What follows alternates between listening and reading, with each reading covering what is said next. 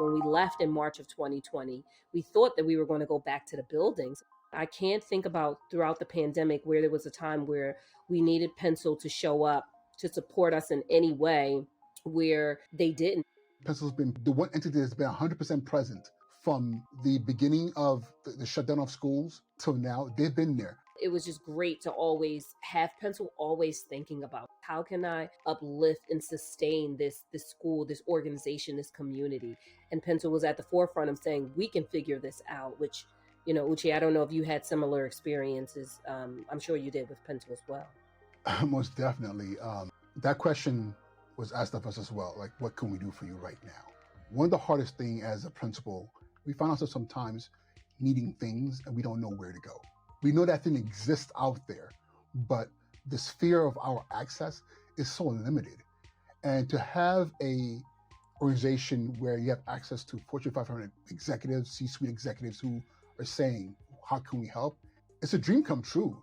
Having a school, especially one that's in the Bronx, our kids are among some of the neediest kids in the city. One of the things that Pencil brings to the table for us, and which makes them dynamic in every way, is the fact that they are flexible. That flexibility is very, very important. One thing I want to add, I believe that Pencil is doing incredible work as far as equity is concerned.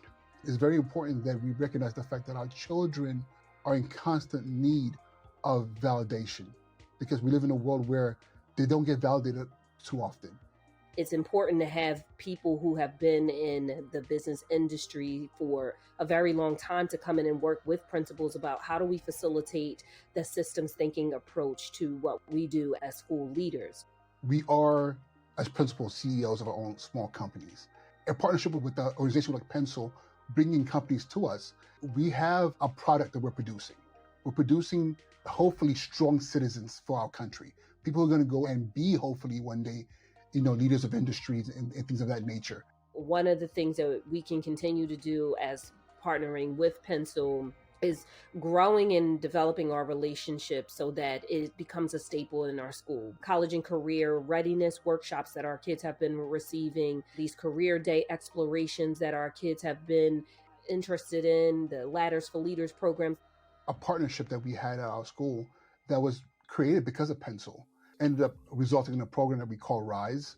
And this program allowed us to be able to identify students who are having those social emotional issues, even economic issues in their households, and be able to figure out like how can we really address their needs and also push their engagement in school.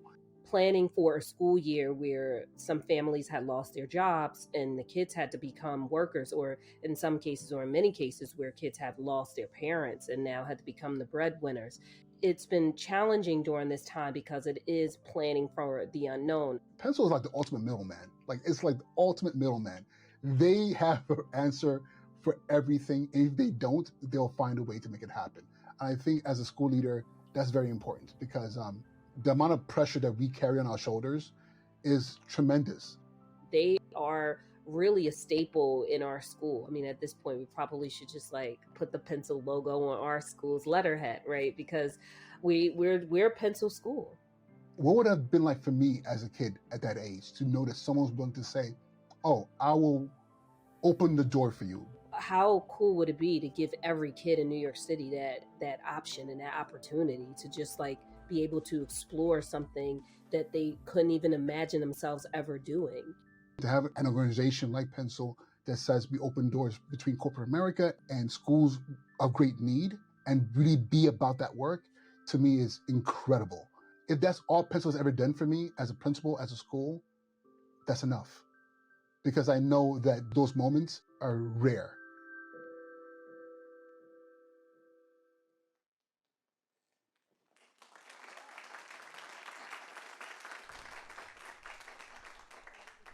How's everybody doing? No, really, how are you doing today? Let's think about this for a second. That video that you just saw up on the screen, that's been the last 2.5 years of work in the New York City Public Schools. Kids have been struggling to get to school. Teachers have been showing up in person. Principals have been there trying to rally everybody together. And the rest of us were all trying to figure out how to get on with life, often from our basements, our living rooms, some people their bedrooms, an overcrowded apartment. And somehow, even while that pandemic still plays out outside these doors, we're here today. Thank you. My name is Greg Bethile. I am the proud president of Pencil and represent an organization of 21 people that have been working throughout the pandemic to continue to find ways to connect students to success. That has meant Zoom calls, that has meant Teams rooms, that has meant Google Hangouts, that has meant the video conversations like the one between Uche and Dr. Johnson that you just saw. And what I love every time I see a video like that is that we don't have to script them. We put a microphone in front of them and we ask, what can we do for you? How has it mattered? What else can we do for you? And we get these genuine responses that remind my whole team why it is we do the work we do every day. So how many people in the room were a principal for a day today? Absolutely. We had over 150 people that were supposed to be out at school today. Some people had family members that got sick and couldn't make it. We got a bunch of calls this morning that said, can I do it next week? I really want to make sure I follow through on this. We got more than a few calls that said, can you help me with directions to the school? Those are the folks that normally rode the bus to school. They were on their own getting there this year. Many of them found their way. But for the educators that are in the room, I hope that this is just the beginning of opening your doors again for not only our volunteers from the Pencil Network to come together, but for everybody across New York City to start to understand just how important our schools are and the role that each of us play in helping make sure that the students inside those schools find a measure of success. So again, thank you for being here today. We really appreciate it. There are probably others that are still on their way that are going to fill in the tables. If they don't get here, yes, you're allowed to steal their pencil.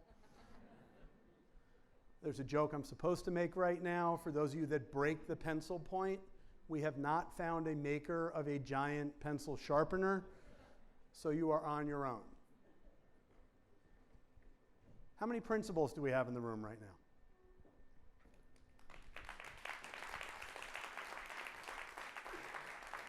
See a lot of familiar faces. These folks were all at work at 6 or 7 a.m. this morning, getting ready to invite you into their buildings. They were making sure their staffs were ready on best behavior, made sure some students showed up along the way. There was probably a bus schedule to deal with.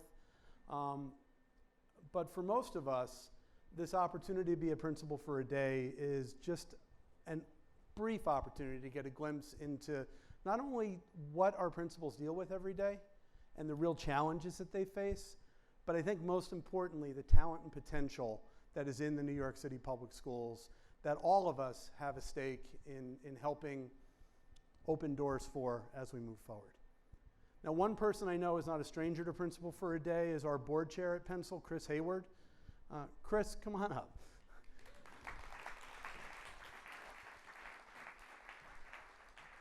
Chris, you've been working with Crystal Bonds up at the high school for math, science, and engineering for at least a couple of 10 years now. 10 years, in fact. Thank you, Greg. My name is Chris Hayward. I'm president and partner at Golden Tree Asset Management. And Greg's right, I've had a partnership with Crystal Bonds, who's principal at high school math, science, and engineering for 10 years. In fact, this year is her 20th anniversary of her school, and we're going to be celebrating that next month, which is fantastic. Not only have we done wonderful things with her school and her children, her students, but everything from college career readiness preparation, resume writing, interviewing skills, branding yourself, leaning in as you think about your next step in college or a career or both. It's been a wonderful experience, and Crystal has become a dear friend over these many years. But I'm so delighted all of you could make it today, and I know this is a network that goes way beyond this room, and Pencil's been a dear focus for me. I grew up in a household that valued education, and it's a way for me to give back, and I hope you'll join me. Leadership, like all of you in the industries that many of you represent, are the future of this great city, and embedding your knowledge into these schools right inside with the teachers, with the principals, with the students, most importantly, gives them exposure they wouldn't see otherwise. And it's a delight that you're participating in this, and thank you for leaning into public education. Thank you for leaning into Pencil. We're here to help you connect the dots with the students and make this city and their children that live here fantastic and have fantastic futures.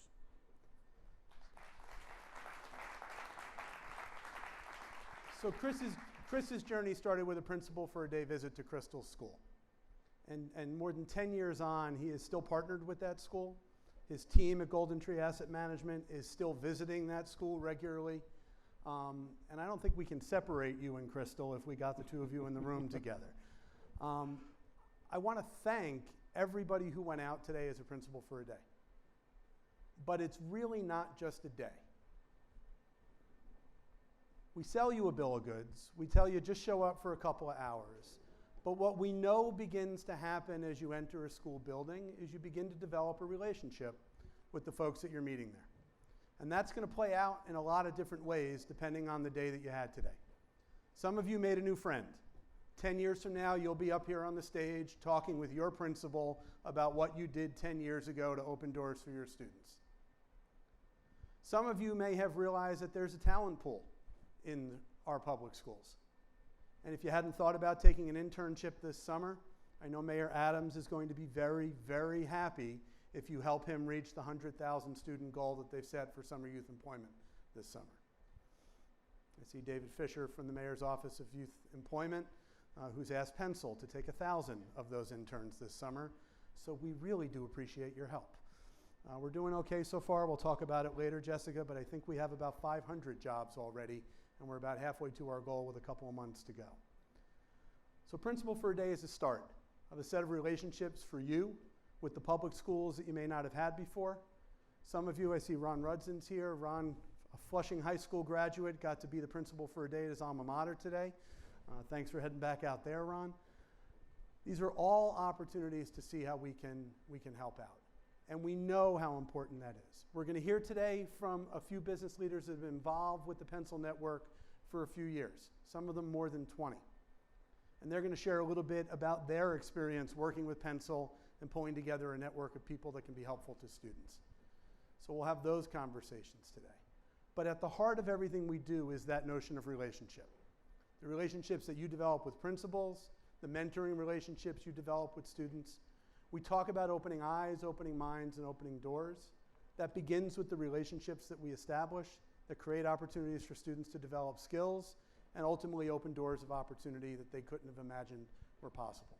It motivates them, it gives them agency in their work, and it can really set them on a path to success.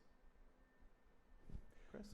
One of the things that I've grown to love about Pencil over the many years that I participated is that when you think about education, there's so many ways you can give back. And many of you, by being here, are expressing that.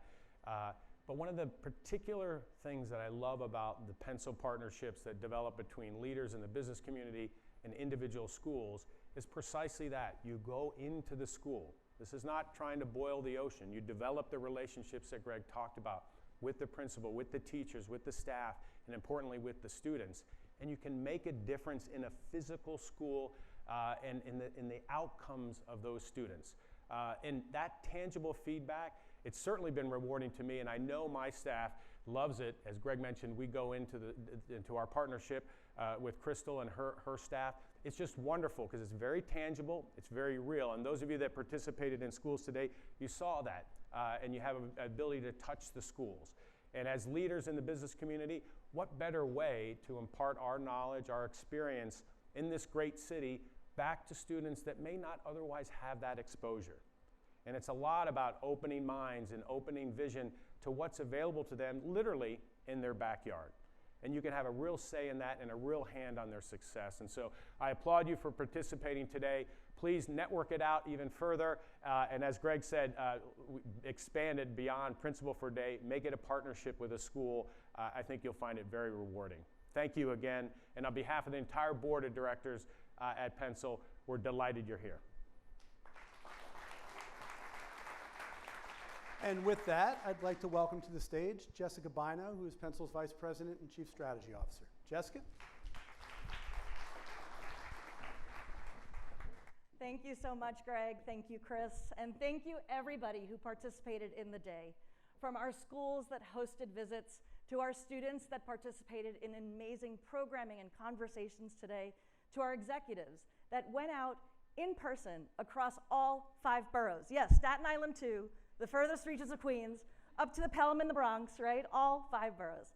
As Greg mentioned, I am Pencil's Vice President and Chief Strategy Officer, but today, it is perhaps most appropriate for me to introduce myself as a proud New York City Public School alumna. That's right. 27 years ago, when Pencil started Principal for a Day, I was a student in Queens, right? And I can tell you, yep, Ron, I know, we got that connection of Queens in common. I can tell you that at that time, we needed the programs that manifest from Principal for a Day then as much as we do now. By the time I got to college, as a first-generation college-bound student, I did not know how to write a resume. I didn't know the difference between an internship and a part-time job. I had certainly never participated in any career awareness work. I didn't know about the nonprofit sector, right? But here I am. I guess I came a long way, right? But Pencil and Principal for a Day has come a long way as well. Over the years, we've had 10,000 extraordinary New Yorkers participate in this experience at 1,500 schools, touching the lives and inspiring tens, if not hundreds of thousands of young people. The program has been replicated in Baltimore, in Nashville, in Rochester, in Seattle, all across the country, and Socrates as far away as Australia, wherever Socrates is. We even have Principal for a Day in Australia. But we've come a long way over the past 2.5 years explicitly. And I don't mean because of the pandemic. We could talk about that. But I don't mean because this summit was originally supposed to take place in 2020. It's because we've come a long way to prepare ourselves to have strategic conversations towards action of getting the private sector involved in driving the outcomes at the intersection of public education, workforce development, and equity. We wouldn't be prepared in the same way 2.5 years ago to have those conversations if the events of the past 2.5 years hadn't unfolded. And we really need to invest in New York City youth's success, because their success will be all of our success. There was a statistic that just blew me away a couple of weeks ago, maybe a couple months ago. Time is a construct. But it was that, we're about to approach graduation season. It's about to be June. Hundreds of thousands of teenagers across the country will don their caps and gowns, they will receive their diplomas, and they will be ready for the next steps in their college or career pursuits. 1 out of every 50 of those young people will be graduating from a New York City public school. 1 out of every 50 will be sitting in seats at your places of business in a matter of just a few years. When you think about the scale of that, you cannot not afford to invest in New York City youth. You cannot afford not to ensure that they are equipped with the skills, with the relationships, and the opportunities to be successful with and for your businesses, with and for our community. So now you might be saying, Jessica, that's kind of crazy. There's over 1 million young people in New York City at any given time.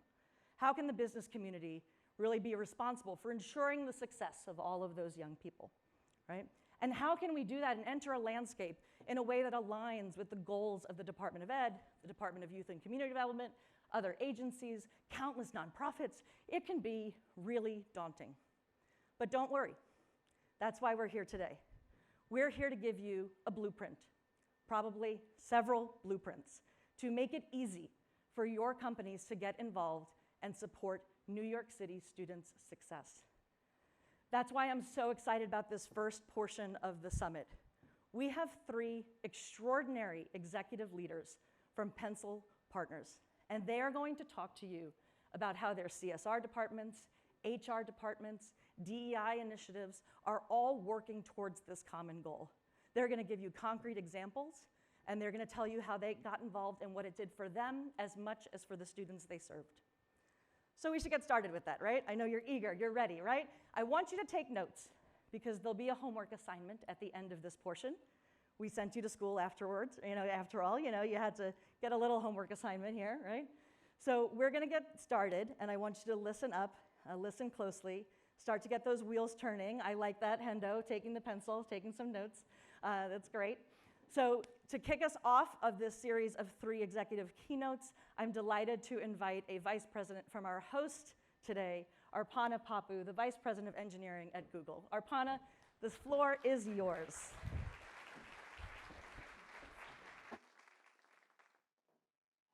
It's quite a hard act to follow. Jessica, you're a brilliant speaker, and Greg as well. This is such an inspiring group of people. I have to say, when I first heard that, hey, do you want to come do this principal for a day thing? My heart rate went up, because the word principal still is a little bit terrifying. And I was like, sit up straight, make sure my shirt is tucked in and so on. But good afternoon and welcome all of you. I'm super excited to be here. Like Jess said, my name is Aparna Pappu, and I lead the workspace product, which most of you perhaps are like, what's that?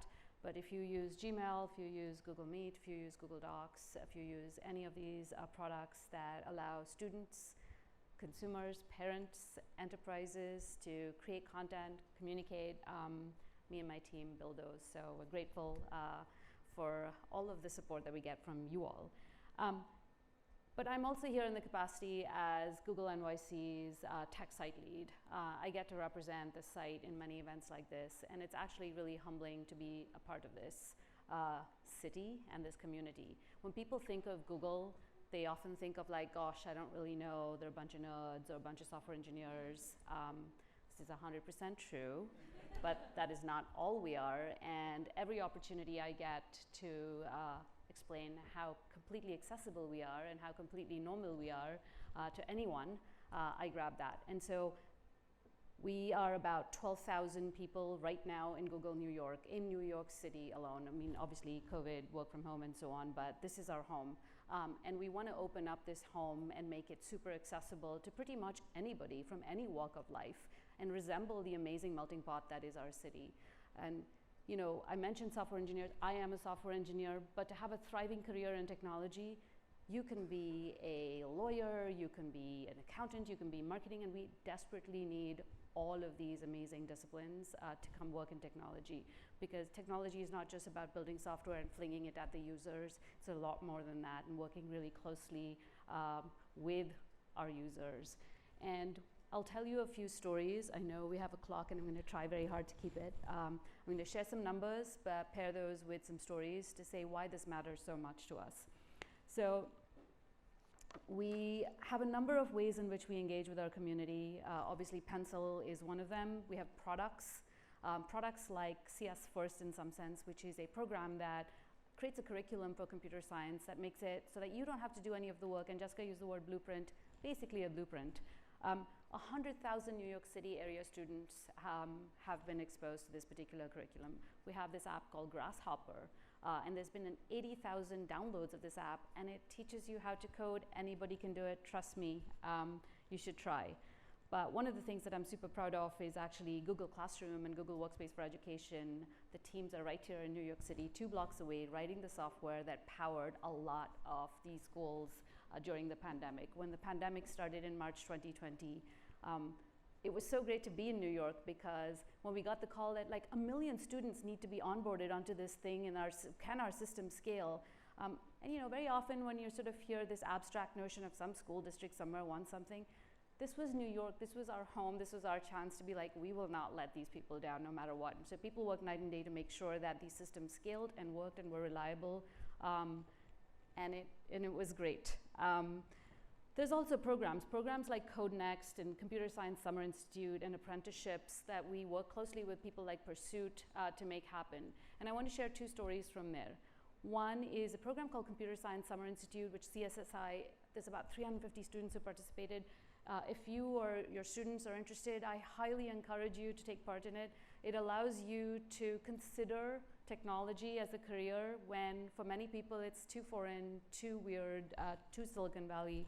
And Randall Raymond actually wrote a blog post just a month ago as a New York City student who graduated and has joined the Google Docs team, started first with the CSSI program and then did a couple of internships and in his words, never thought that this would be a company that would accept him, and we embraced him. Like, he's great, and he's working on docs right now.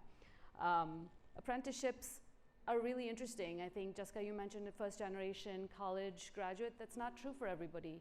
And we ask ourselves, do you really need to be a college graduate for some of these jobs? No. So we work really closely with people like Pursuit and have an apprenticeship program that my amazing colleagues run. And one of those people just graduated and is also working on one of our products. And his story was amazing. He was like, it never occurred to anyone in his family that he could be working in Google without having gone to college. And he's thriving, and we're thrilled to have him.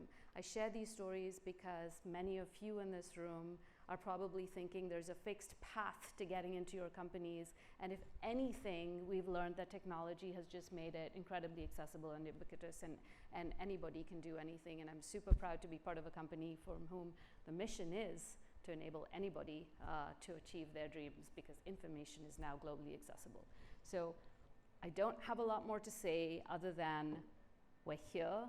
We are not a castle in the sky. We're right here on 14th Street, and we have opened up this pier primarily to show a public partnership with public institutions and how private companies can play such a great role in these things, and physical space actually makes a big difference. And when the governor opened this particular facility, she said something that really stayed with me, and she said, you know, great, technology is great, all of these things are great, but so are buildings. And buildings are a reminder of the greatness of this city over the last God knows how many hundreds of years. And buildings are a way to get people together and build great things together. And so this is why we're so excited to have you all here. And with that, I believe I'm handing it off to Jessica. Thank you.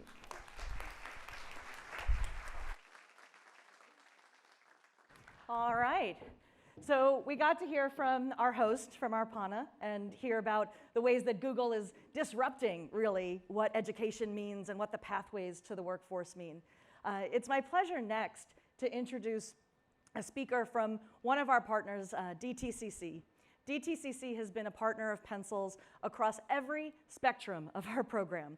From Principal for a Day, I actually just saw our new board member from DTCC walk in just now. From Principal for a Day, to our internship program, to school partnership programs, and I think we have a special announcement later about that that I'll be sharing with everybody. But Phil Anderson is the Executive Director of Corporate Social Responsibility and Diversity and Inclusion at DTCC, and I'm thrilled to welcome him to talk about the work that they do, not only in the education space and nonprofit support, but in this workforce development pipeline work. Phil, would you join me on the stage? And it's your turn.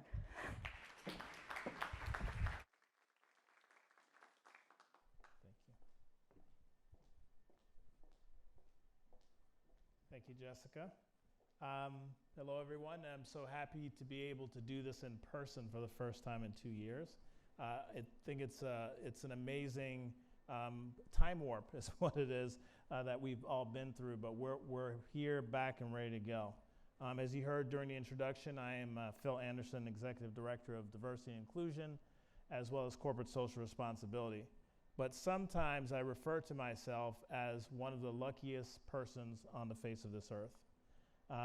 You see, giving back to the world, to the community, is part of my DNA.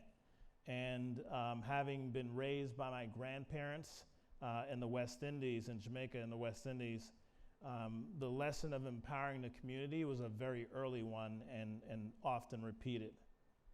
My grandfather was known as the master of all trades, and he was really good. And he was quick to teach anyone who wanted to be an apprentice, right? That apprentice kind of process was really important.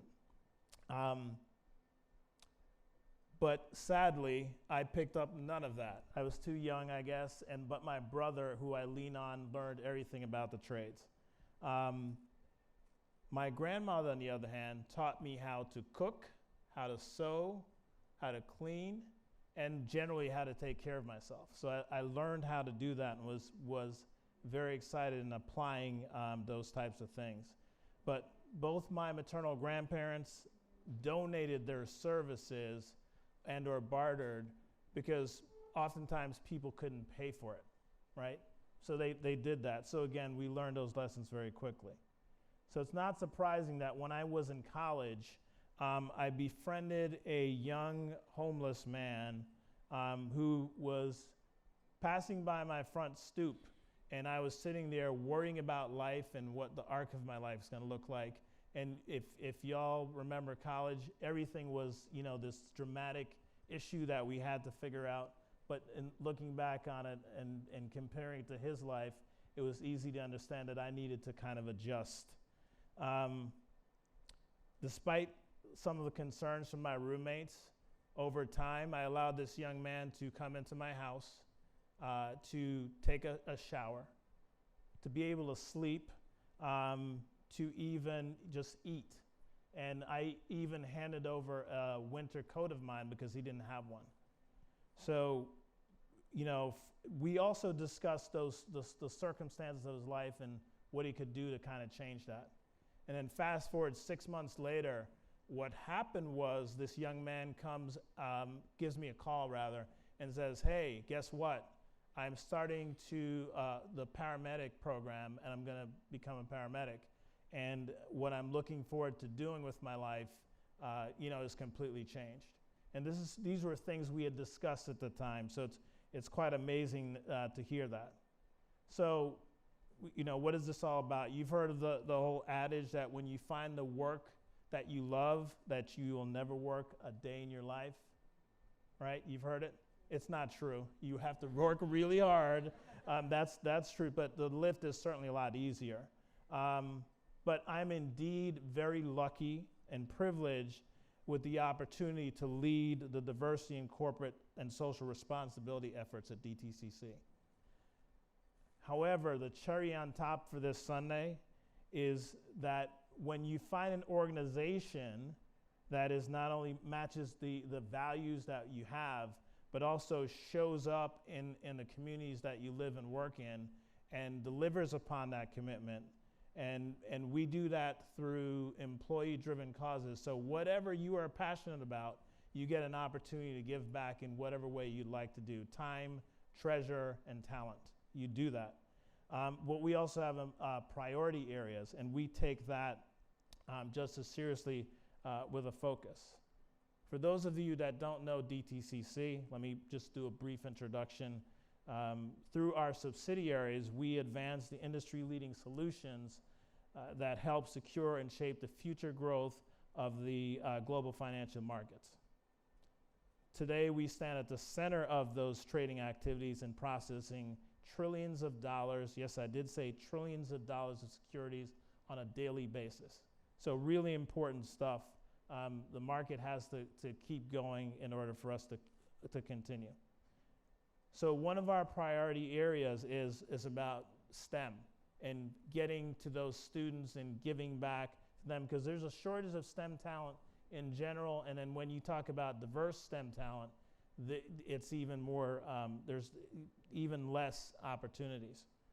And so to address that shortage, we believe giving students exposure to the STEM field allows them to create a passion that one day ignites into them becoming leaders in this industry. We believe every young person can be a leader in finance as well as in technology, and therefore we partner with organizations like Pencil, like Girls Who Code, and we really have ramped up, during the pandemic, our efforts in that regard.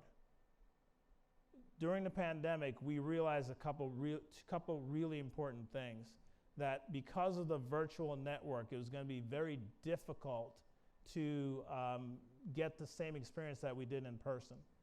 And so we essentially use the entire strength of our organization in terms of breadth. There are people in India volunteering for folks in America.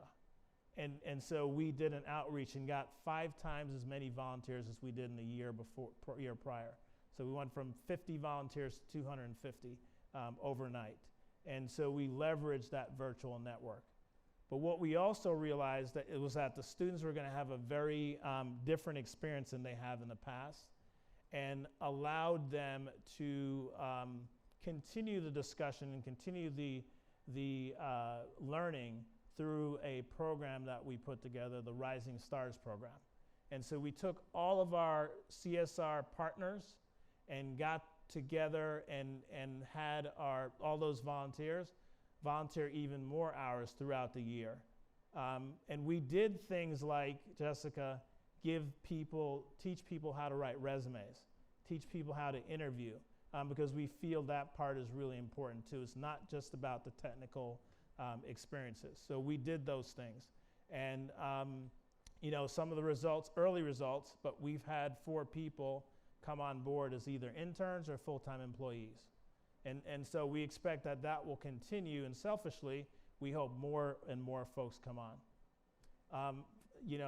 Finally, it's really important that we did these things, but to the benefit of the individuals. But finally, I want to talk to you about a sentiment that I heard recently from a film that's starring Chef Jose Andres of World Kitchen fame.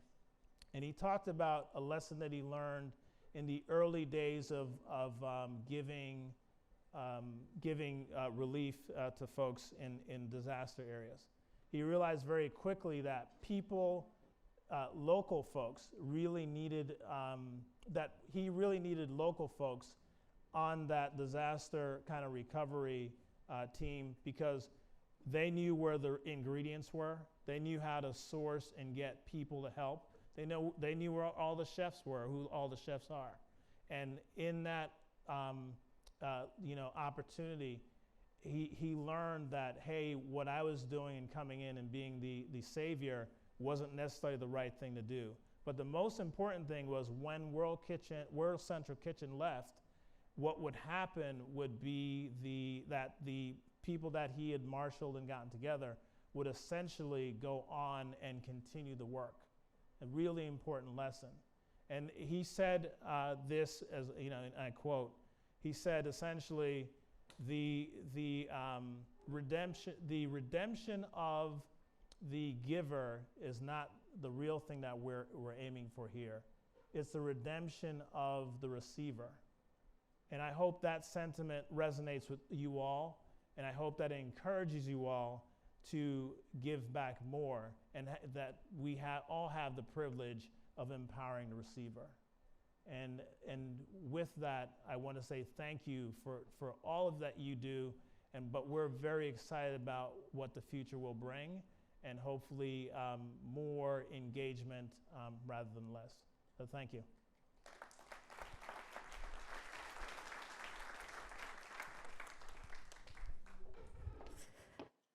Thank you so much, Phil, and I really appreciate that sentiment of growing local talent to sustain the talent and the success. That's exactly what we're talking about here in New York City.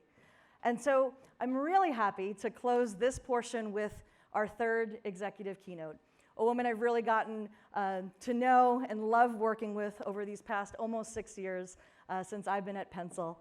I'd like to bring to the stage someone who will talk about growing this talent, not just for the entry to careers, not just for post-high school or post-college, but all the way through post-terminal degrees, right? Companies really have a full arc of supporting the development of young people.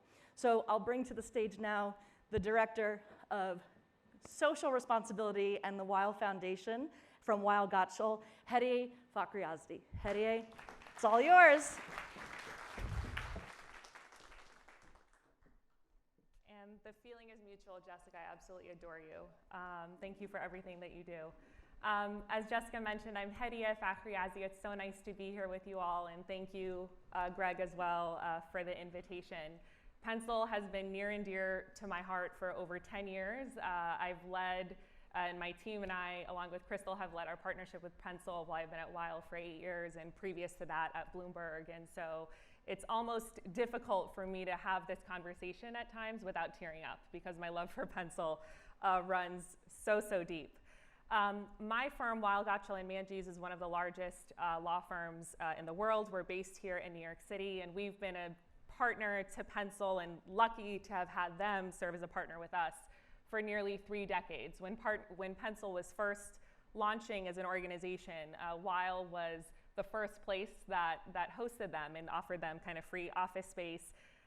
Since then, we have sent countless executives to participate in Principal for a Day, including Crystal, who is out deep in Brooklyn today at one of your partner schools. We've had multiple attorneys, including Howard Chatsanoff and Marielle Cruz, serving on Pencil's board of directors, folks on the junior board. We have run a decade-long partnership program with an amazing middle school 224. I've got to give them a shout out in the South Bronx. They have been absolutely phenomenal, a critical partner to us for years, and we really kind of made it through the pandemic together. And every year we have also hosted countless interns in our summer internship program. So we are, in what I describe as a corporate social responsibility professional, an example of a really solid partnership with a nonprofit institution. And I know that our model is a little unique because it's spanned almost 30 years. But I think there's lots of ways for many of you in the room who maybe are just starting to kind of dip your toe in to start out with a lighter lift. And I have no doubt that you will fall in love with the organization as we have. I really would love to share a little bit about our key takeaways over decades of working with this organization and really kind of launching new things, evaluating how those programs have gone, rebuilding the partnership, share what some of those key takeaways are. And we've already heard about kind of talent pipeline, and I really want to thank our colleagues in STEM who have done a tremendous job at tackling the challenges of talent pipeline development, starting at earlier and earlier stages. And I've been on a soapbox talking about how critical it is to work with younger kids as we work towards developing the talent pipeline, because I think most of us who work in large kind of corporate organizations could all agree that the one thing we all have in common is the war on talent and how we are all going to tackle that war on talent. So enter Pencil, and enter Pencil's amazing partnership with middle school students and high school students, really looking at how do we grow that pipeline and start engaging young students and igniting a spark in young students before they go to college and actually make a decision about what they want to major in, before they take the LSAT and decide they want to go to law school, before they take the GRE or the GMAT and decide on what graduate career they want to take. We have to capture the young minds and hearts of these students at those younger ages, because it really is that initial spark. And Jessica has taught me that there's research that indicates that it is that spark in young children at the middle school level that helps them to later on take on a career, much like the career that I took on. I'm an Iranian kid. I'm a product of a public school education from Northern Virginia, but my parents were not lawyers. And when I was in middle school, at some point at the dinner table, I told my parents that I was interested in law. So they were not lawyers, but they found someone in our religious community, Layla Milani, who was a lawyer on Capitol Hill.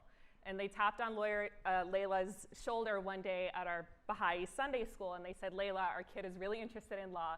Will you take her to take your daughter to work day?" Who remembers take your daughter to work day, take your kid to work day? We don't have that anymore, but for me, it changed my life. At 12 years old, I went on Capitol Hill with Layla. At the time, she was working on a convention called CEDAW, the convention eliminating all forms of discrimination against women. So at 12 years old, I was participating in roundtable conversations with her on CEDAW. Sure enough, my first internship after college was working on CEDAW. I later ended up working at the United Nations, and now I lead CSR for a major international law firm. So it was that initial spark, is my point. And there was no Pencil at the time in the DC area. If there was, I probably would have turned out even better than I have. But my point is that there are thousands and thousands of Layla Milanis. And what Layla did for me is what many of you in the room have done for other students in the city and should continue to do. It's really kind of that spark building. The other piece I want to share is that, I guess I've shared a lot about what we can do using our time, talent, and treasure for young students, and how serving these young children can help to broaden our diversity pipelines and that war on talent in our organizations. But there's a lot that we can gain by working in partnership with the kids and with the schools. How many of you are mandated to participate in a diversity training in your organizations? Probably most of us. I know we are at our firm, I used to be on the diversity team that put on those trainings, so I understand how incredibly important they are, but there's a lot of research that suggests that we have not yet figured out how to get workplace diversity training right. And we haven't yet figured out whether or not it's actually moving the needle with regards to behavior change. I guess I'm here to tell you that you can get your diversity, equity, and inclusion training by stepping into a New York City public school. I know I have gotten that training and that learning time and time again. It has taught me how to be more culturally fluent, how to be more culturally sensitive. It has checked me on my own privilege. And as a result of all of that, I have really learned about the great responsibility that I have to give back to New York City and the amazing kids in this city.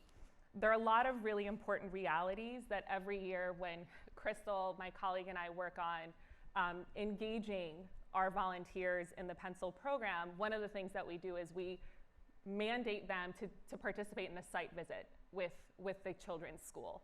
So typically on a once a month basis for years we have done this. We have about 20 students who come down to our office at 59th and 5th.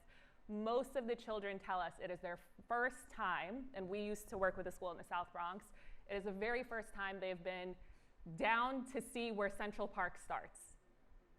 Can you imagine that? They don't even know where Central Park starts. So that in and of itself, taking the 6 train all the way down to where we are is a learning. Then setting foot into a building that's all made of marble is a learning. And learning how to dress when they come upstairs to our offices is a learning. And that we haven't even gotten to the amazing content that Pencil is offering them at that point. So that is amazing. But what we also really try to do is to get our volunteers out of our ivory tower and send them up to the South Bronx, which is the poorest congressional district in the country. And what they have learned and what I have learned, even though I went to public school in Virginia, is that you have to go through a metal detector every day. Have you ever gone to a bathroom in a New York City public school? If you haven't, I encourage you to. Check out the bathroom situation.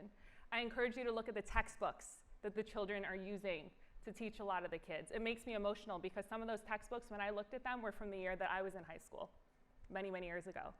So these realities are really, really important realities that our corporate volunteers need to learn, and that's where I'm talking about is that it's not, we aren't only the ones giving, we're also taking and learning and absorbing that information. And that's a piece where I talk about diversity training in the workplace. Let's make that diversity training, kind of bring that to people through volunteering and through service. And Pencil is an amazing mechanism to kind of help make that happen.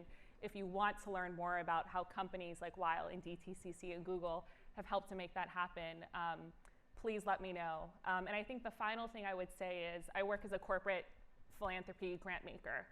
And one thing that's really important to us when we think about what types of organizations we want to fund is whether or not we trust the leadership that's at the helm of that organization.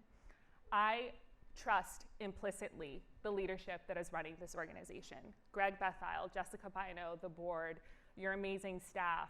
We look for authenticity, we look for a sense of genuineness, we look for people who understand the research and understand the application of the research and changing children's lives.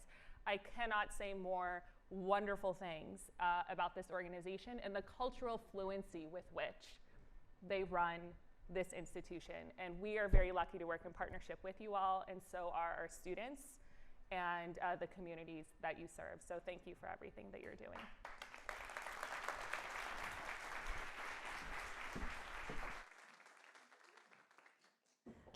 Boy, am I happy we have this being recorded. Hedieh just gave us, I think, maybe the best commercial for Pencil that we've seen. Thank you so much, and thank you to our 3 executive keynotes. I hope that everybody is sitting there marinating on the ideas that you heard about and starting to, again, think about how your companies can get involved. Because today, again, not just awareness. Today is a day to start action, all right? So I did tell you there was going to be a homework assignment, and originally we were going to start the assignment now. But we're going to shuffle a couple of things up just to keep on timing, keep on our toes. I know our principals in the audience are used to that, so we're going to do our best to model your leadership in this moment. And we're going to move on to the education perspective component of today's summit. So I'm going to bring Greg back up to the stage to introduce our next segment, and I'll be back a little later. Thanks, everybody. What Jessica means by that is that Chancellor Banks got here a few minutes ago and his schedule is very busy, so if we don't move things around, he won't be here to share with you what's been going on. David, thank you so much for the flexibility and for being here today. Hedieh, Phil, Aparna, thank you so much for sharing some ideas with us and the perspective about what makes this work. What we want to do now is let you know what this all goes towards. New York City is a really, really big place. We can forget that. The number that resonates for me is that 1 in every 300 Americans goes to public school in New York City every day. Let that sink in.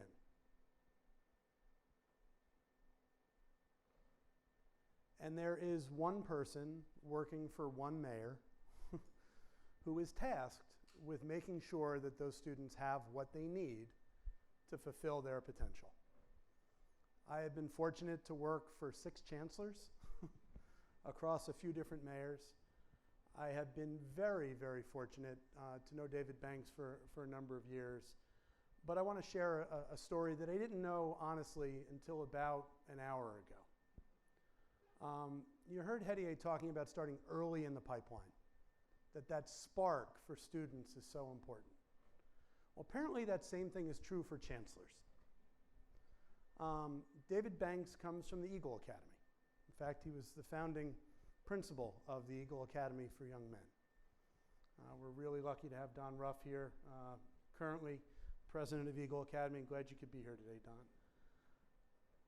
In 2005, Eagle Academy had a principal for a day, a guy by the name of Howard Teach, who was recruited by Pencil's founder, Lisa Bellsberg, to come in and share some of his knowledge and wisdom. He met a bunch of students that he was impressed with that day, so much so that he went and wrote an article, I think he calls it a memo, that he shared with his community. These days, all of you will go back and do that on LinkedIn this afternoon. Hashtag PFAD 2022, tag @pencil.org.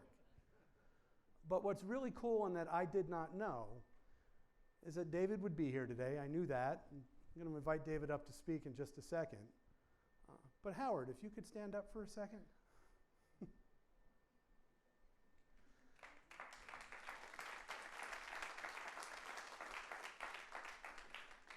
17 years ago, Howard and David met on a principal for a day visit just like the one that many of you did today. For Howard, that set him off on his career doing a range of things that kept in mind the importance of public education and public schools. Apparently what it did for David Banks was moved him on to the Eagle Academy Foundation. Eventually he got the aspiration that he wanted to run the whole system. Eric Adams got elected, and David Banks is appointed the Chancellor of the New York City Schools. David is a friend to Pencil. David is a friend to Howard. And we are really glad that you can join us today. What I know from talking to David about a year ago is that our schools have a lot of challenges and a lot of potential. But if we don't start with the belief that our young people have that potential, if we invest in them, then as a city, we are in a lot of trouble. So David, you know we don't do this work without partners, so on your way up, I'm going to ask you to stop and introduce yourself to Aparna from Google. This is where I say thank you to Google for hosting us today.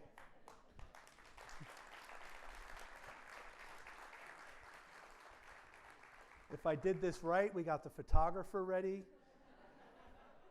because I know Aparna has to leave at 4:45 and we were running a little bit behind. Thank you. David, come on up. The stage is yours, sir.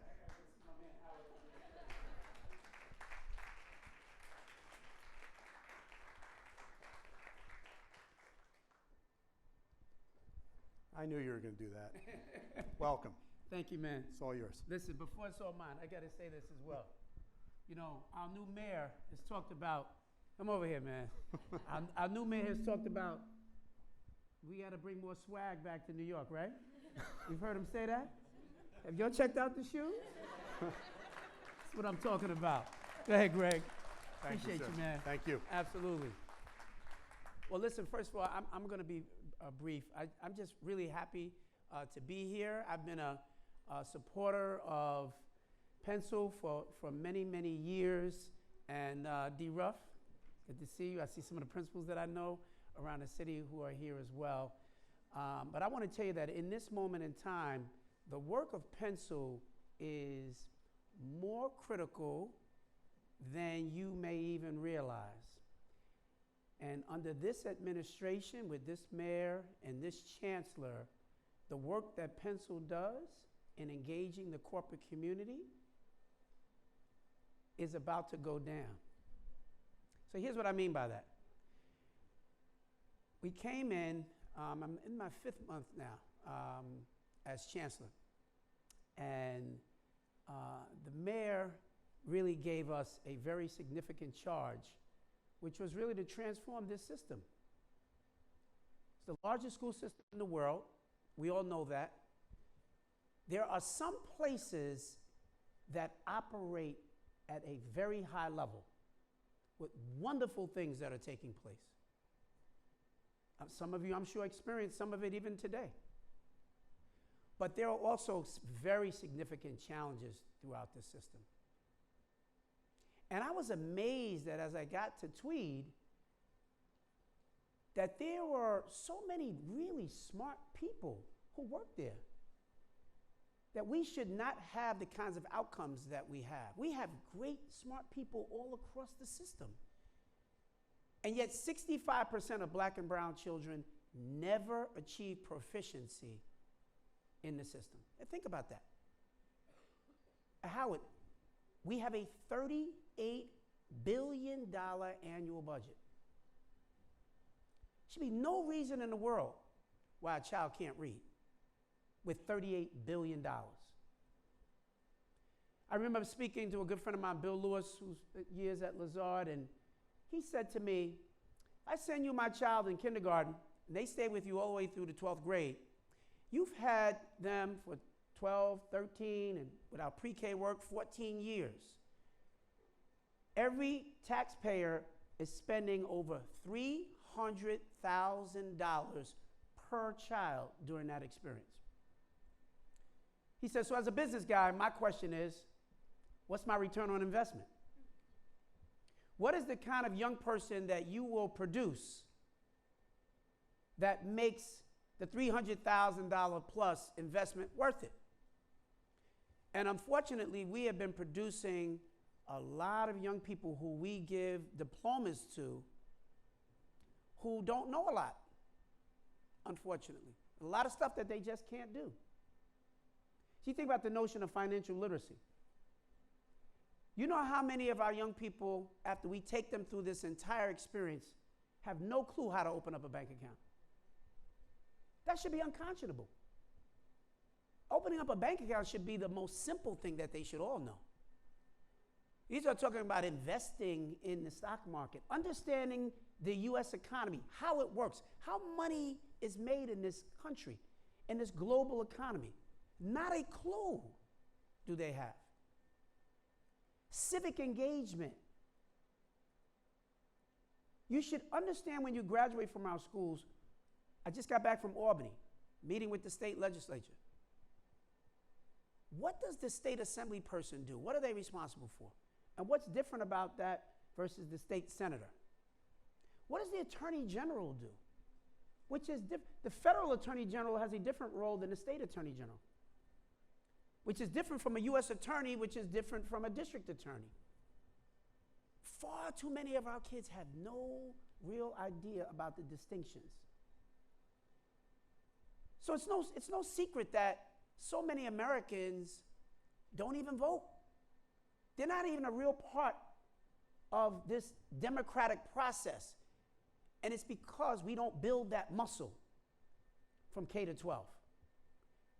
I'm going to ensure that there's a student government in every single school in New York City. We want all of our young people debating the issues of the day. You have a lot of schools that say, we would love to talk about climate control and climate issues and gun control and all of the issues that we all talk about as adults, but they don't talk about in school because it's not on the test.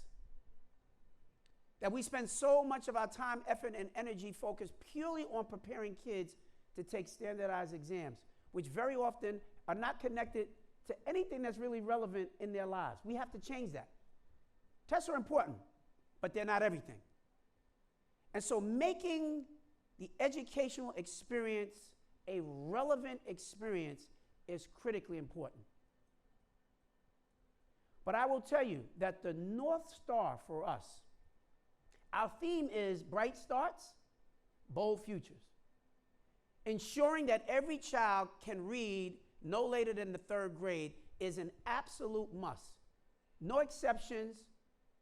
We have to hold ourselves to account for that. That's why I'm glad that I'm joined here today also by our Deputy Chancellor, who's responsible for early childhood education for the entire city, Dr. Kara Ahmed. Would you just stand up, Kara?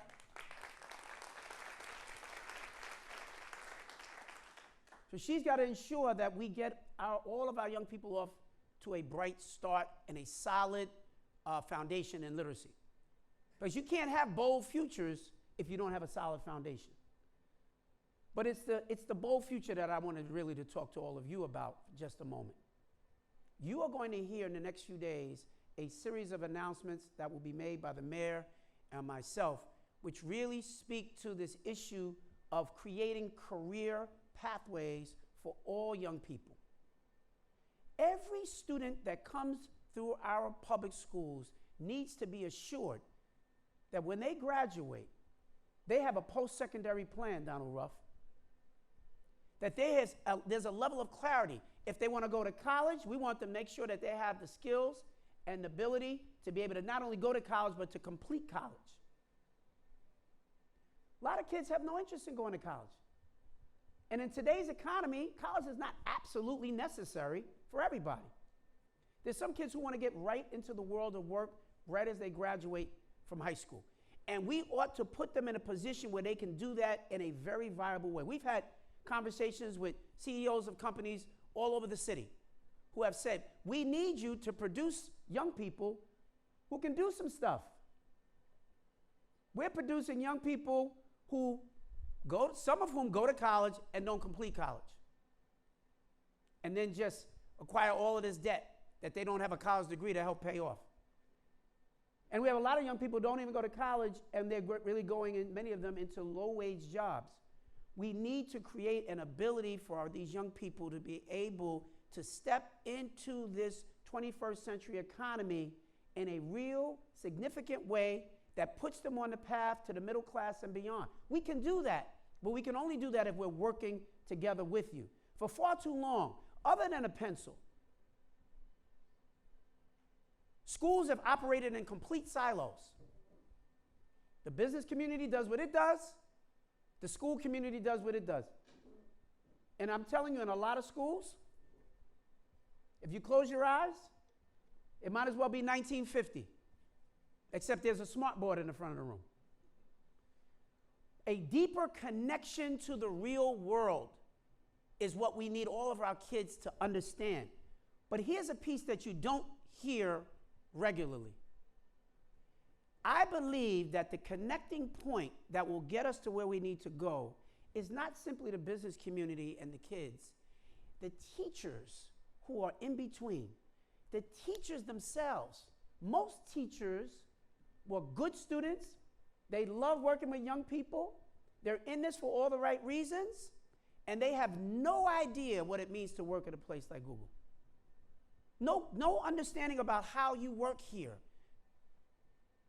In these biotech industries and fintech industries and wherever, all the world of business, we have completely left our educators out of the mix in understanding the real world that we say we're preparing kids for. You go to every school in America and they'll tell you with their mission statement that we're preparing young people to be civically engaged and ready for the 21st century economy. No, we're not. We're just going through the process of going to school every day. We're doing schooling, not educating. There's a difference. In order to properly educate, for real opportunities, our teachers need this experience.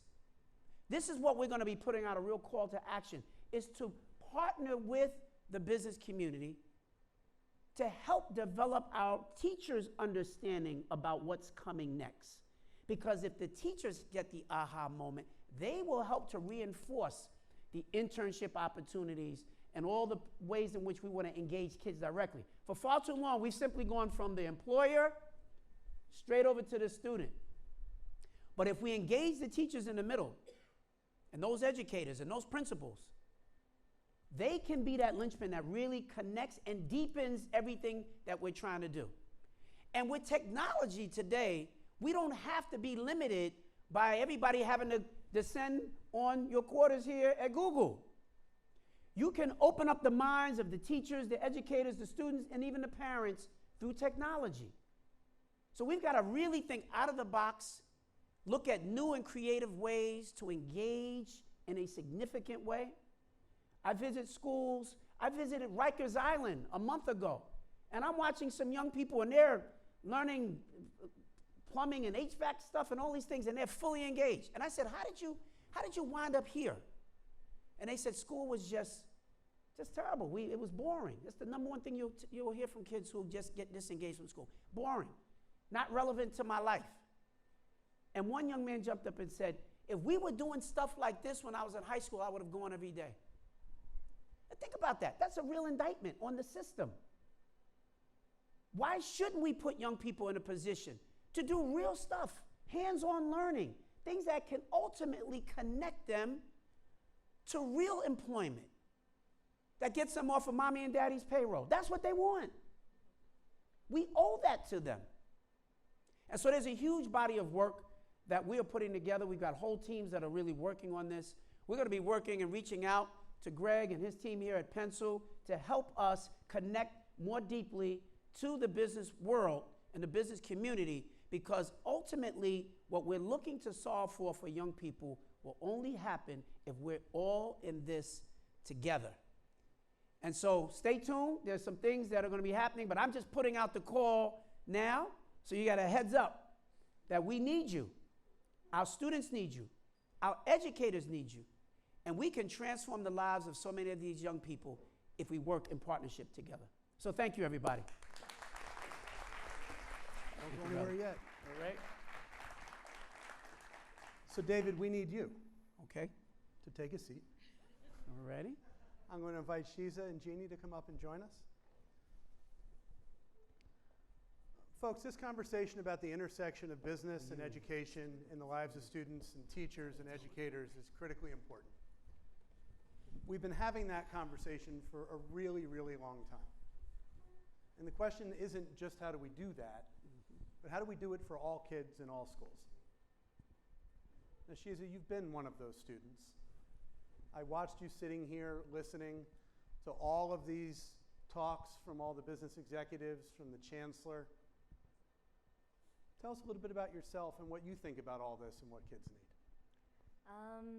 Hello, everyone. My name is Shiza. I am a sophomore at Haverford College, currently studying sociology.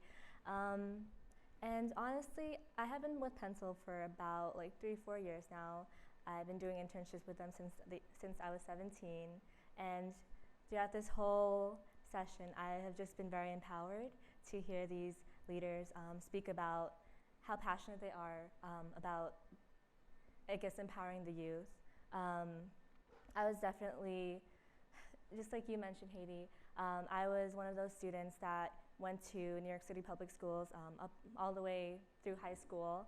I was one of those students who did not have the cover on my textbook, who didn't even have bathroom stalls that closed, and that is what I came from. But I think just working with Pencil and other organizations such as these, I felt very empowered because they gave me the chance to, take on internships, and I guess they basically helped me learn to, believe in myself, because growing up that was not the case. My mom, she worked in the beauty salon industry all her life, and my dad is an Uber driver, and I just wanted something different. And so yeah, because of Pencil, I've been starting to envision this. Yeah.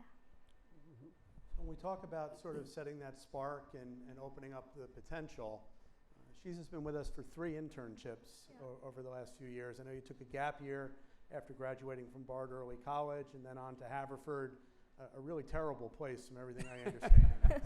Easy to get into, the work isn't challenging at all, just down the block in Philadelphia. David, this is one of our most talented students. Sure. And we've had to piece together a system around her to offer that opportunity for exposure, to provide that support so that she could tap into her own potential. Yeah. How do you think about doing that for 1.1 million students? Yeah, I think about it, and I think about it all the time. And they're not easy answers to it, but it is going to be about partnership and connecting with community-based organizations, connecting with the business community and the tech industry, as many partners as we can create. That's what Pencil is really all about. And so in many ways, it's about how do we take the Pencil model, if you will, and just really take that to a whole nother level as a system. But you've got to have the vision, first of all, and we have that vision to do that. You've then got to make sure that you state it loudly and boldly. This is our North Star. For this Adams and Banks administration, creating these opportunities that you have had is something that we want to do, and we want to create as many as we possibly can. And so that's why we have to put the word out. There are a lot of people who would, I think, like to be helpful, and many of them have never been asked to be helpful. Well, look, I think it's a big part of it. I think for me, I was talking to a colleague the other day, we think of schools as doing all the schooling. Right. And then, as you said before, we leave and it's somebody else's challenge. I like to think about it more as a learning ecosystem. That's right. And our schools are sort of an anchor for that, but it's got to connect to that broader community. That's right. Absolutely. You've been at this a while, Jeannie. Your school is just a few blocks from here. Tell us a little bit about Humanities Prep, and you've been in that same building for it's almost 20 years now. Wow. My 10th year as principal. Yeah.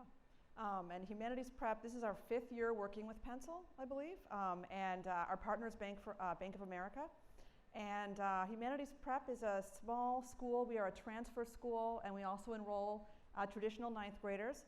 But so what's a transfer school for everybody who might not know? It's a very good question. So a lot of students find that the schools they're placed in are not a good fit for them, either because sometimes they feel maybe they're being bullied, or they come from an LGBT community and they want a safe space.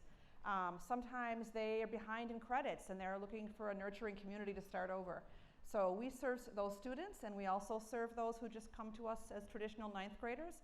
But one of the things that we did notice was, like Chancellor Banks was stating, that our students were missing out on some of the practical and relevant experiences and skills that they would need to go to college and then to work, or just to work.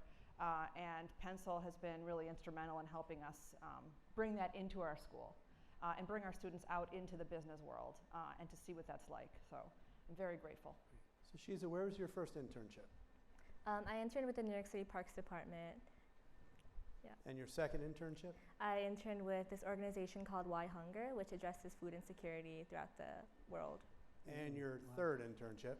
It's going to be for this summer. It's an organization called Jobs First New York City, and it addresses barriers to unemployed youth access, like trying to get jobs, basically. And just for fun now, you are how old?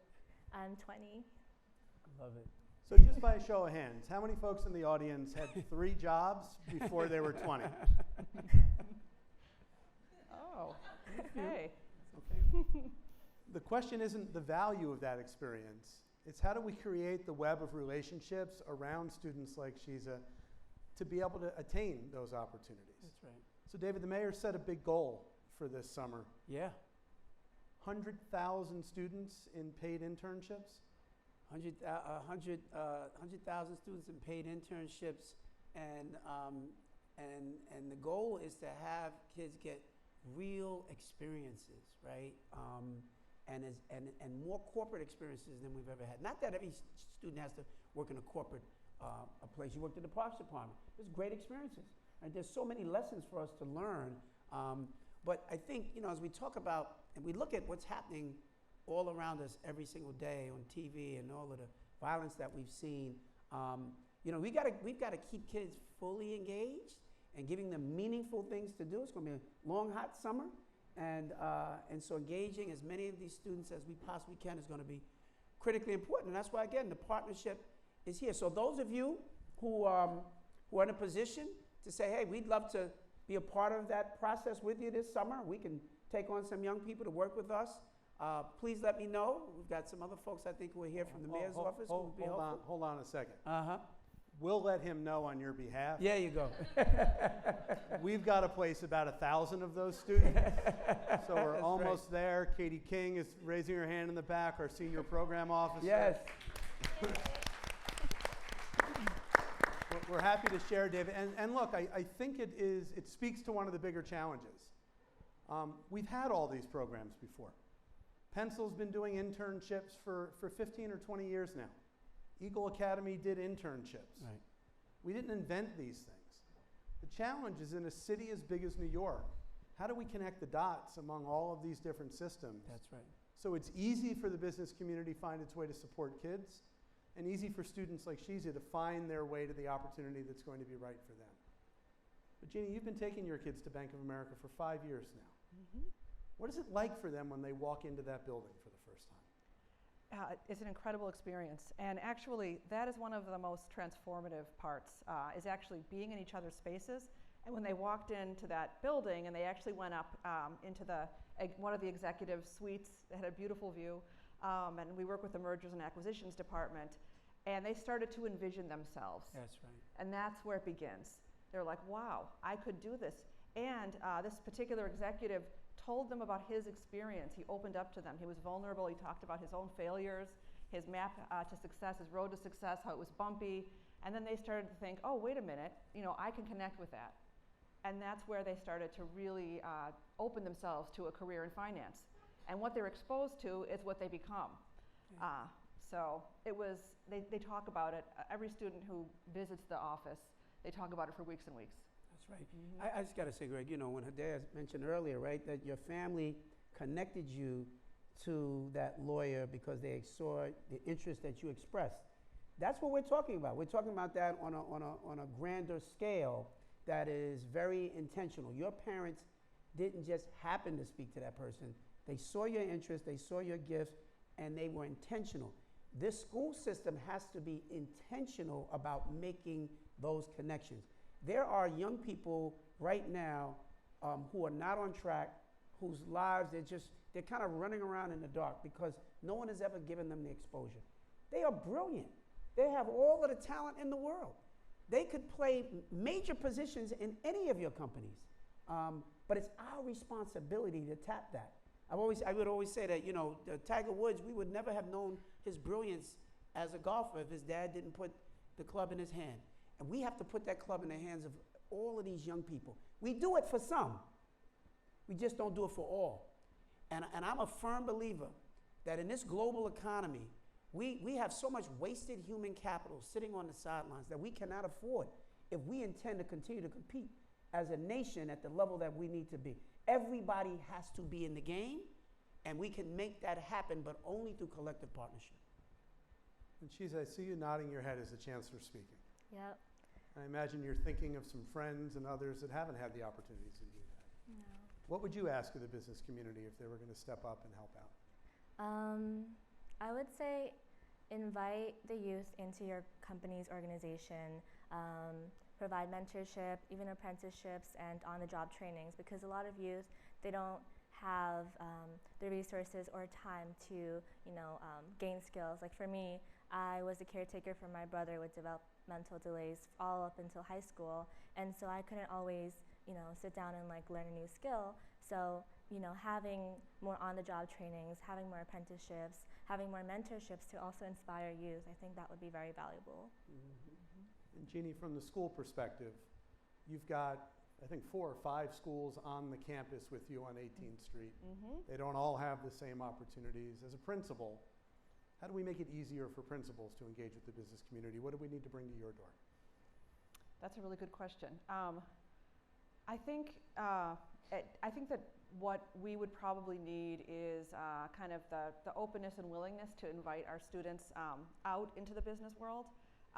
And that's what we would need from the business community, and Pencil could help facilitate that by, I think, offering more internships, more apprenticeships, the opportunities for students to really kind of get, get exposure to the careers. As far as how to support principals, I think that one of the things I like that Pencil does, and I think is really effective, is having these meetings that we have to be at that holds us accountable to our partners and helps us to set goals with one another. I found that really effective, and to continue to do that even more often.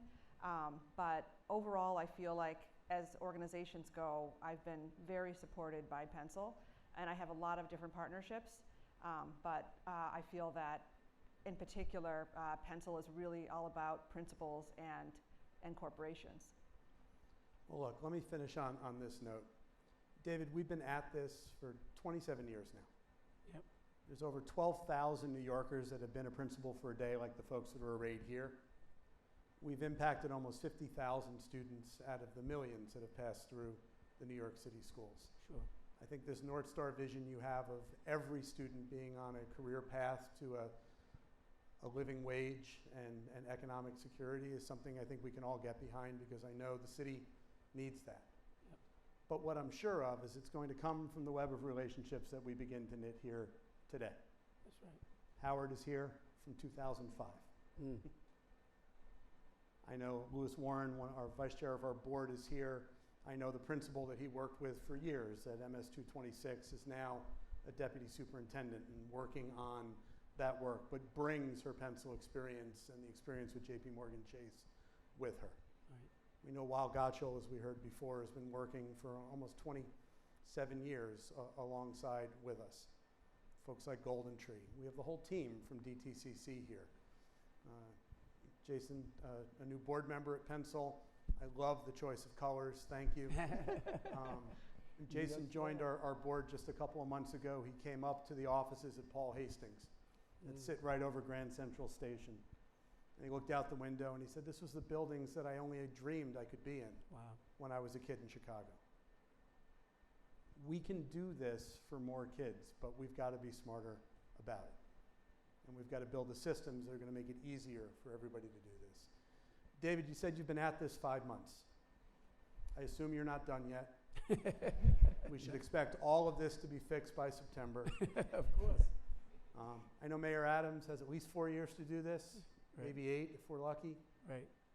This is the beginning of these conversations, and I know Pencil looks forward to walking with you and the administration to see how we can move this forward. So, David, thank you for being here today with us. I appreciate you. Jeannie, thank you for sharing your experience. And please let your friends know that we're having these conversations and that there is help on the way. And I've got to say one final word, too. You get the final word. I just have to say, all the principals that are in the room, if you just stand up, all of the principals, we're the New York City school principals.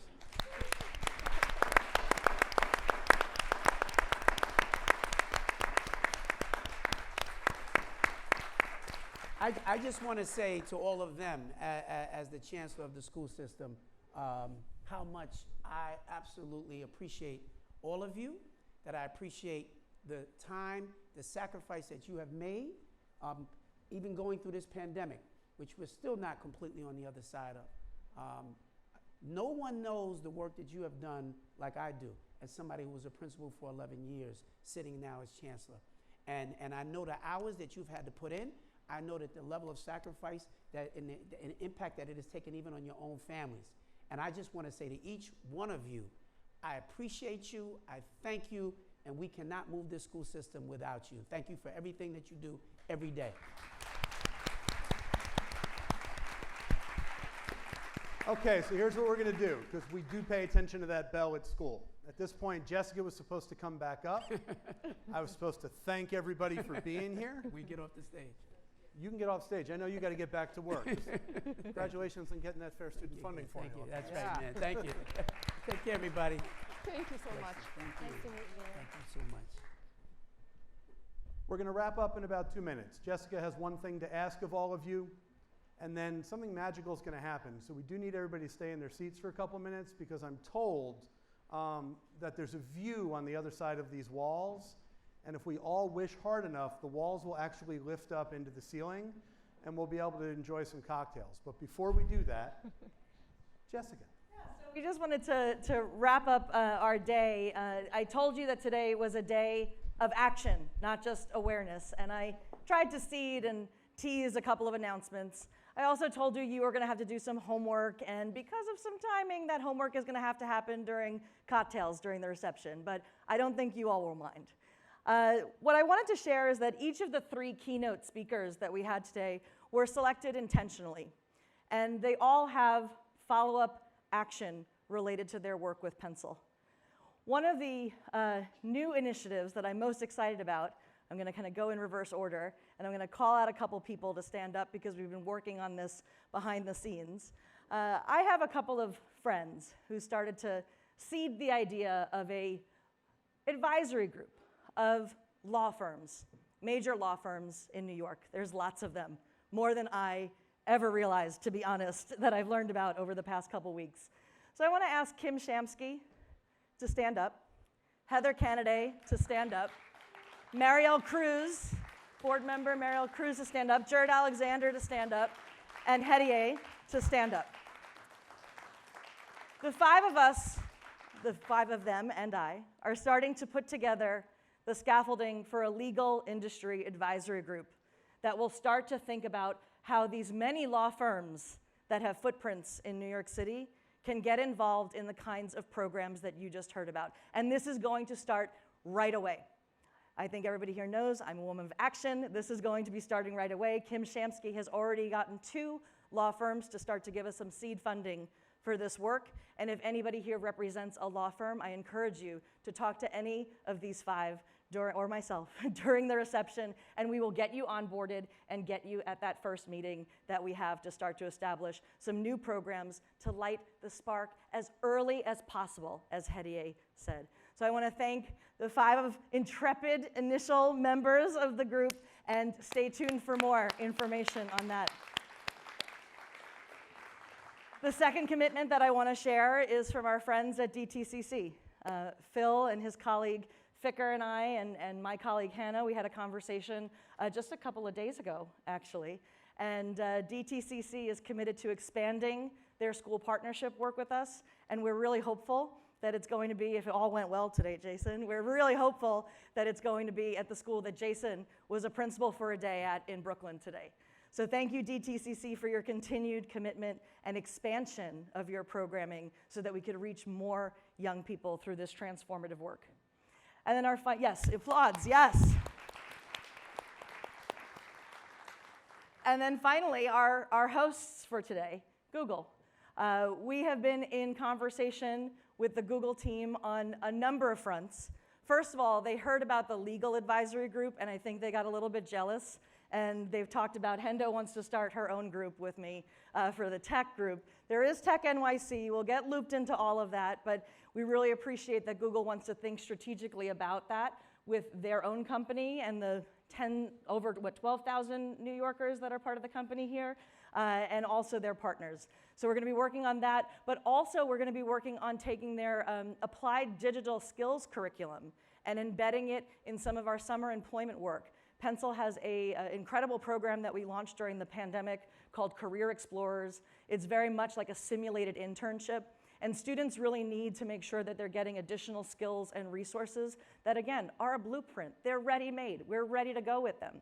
So we're going to be getting some PD from the Google team for our team.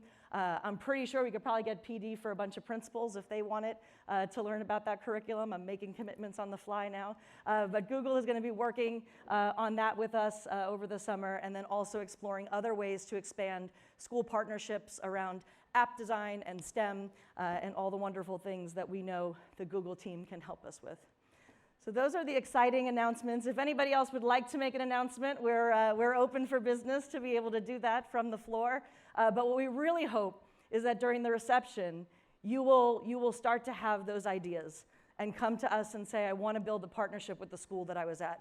I mean, I already know that David Strauss, who visited Moses at Edison, at CTE, already emailed me and said he's already working on something with Moses, right? So we want to hear more of those stories. If you had a visitor at your school or if you visited a school today, we want to know what your next steps are, because Pencil will be here every step of the way to make it easy for you to do that, all right? That's what today is about, from awareness to action. So Jessica, I got to do 2 more things before we're done. Sure. You heard the Chancellor talk about the mayor's goal this summer of 100,000 students in summer youth employment. We're fortunate today to be joined by folks in Deputy Mayor Sheena Wright's office. The Deputy Mayor was going to be with us today and got called away. But Mike Nolan, thank you for being here today. I mentioned David Fisher before from the Mayor's Office of Youth Employment. I believe Daphne is here from the Department of Youth and Community Development, who Pencil works with on our Ladders for Leaders program. To tell you the complexity of trying to place 100,000 young men and women in summer work this summer, the work they do behind the scenes, spending your taxpayer money well, is really what's beginning to create these opportunities. So know that work is going on. If you were looking for help this summer, whether it's through Pencil or the dozens of other provider organizations that are supporting that work, please be in touch and let us know, and we're happy to have you take in young people. But the last thing I have to do today, I know it takes a lot for everybody to be here today. There's a lot going on in the world on every level. The stuff that happened up in Buffalo earlier in the week is just horrendous, and we know it impacts us all in a variety of ways. I know people are carrying things personal and professional with them all the time, and I really didn't expect that. Want to thank the Pencil team for everything they've done over not just the last couple of months, but the last couple of years to continue to connect students to success. And that includes Jessica Bino here. Everything you see around you, she's been working with the team to pull together from a vision that really started about 3 or 4 years ago when she drafted Pencil's strategic plan. So a big shout out to the Pencil team and to Jessica. You did it. All right, so the last thing that we have to do is ask you. Don't move. Honestly, we're very serious. You have to stay in your seats. Stay in your seats for about 4 minutes, but we promise you it will be worth it. But please do not try to get out of your seats or leave the room, no matter what you see happen. I know. What a way to end. All right, I've got an activity to do this. All right, I'd like everybody to point up in the air with your pencil. On the count of 3, point to the person at your table who's going to take a pencil intern this summer. Oh, 1, and then 2, talk about it. 3. All right, and now. All right, please stay in your seats. Start your conversations about how you're going to be working together. And again, no matter what you see around you, please do not get up out of your seats. And I We're really hope serious. these walls go up. Thank you. I hope you all had a good time this afternoon with us. I look forward to talking with many of you during the reception. Thank you. Nothing to be alarmed about.